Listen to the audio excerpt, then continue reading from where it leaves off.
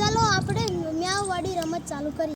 1 મ્યાઉ 3 મ્યાઉ 5 મ્યાઉ 7 મ્યાઉ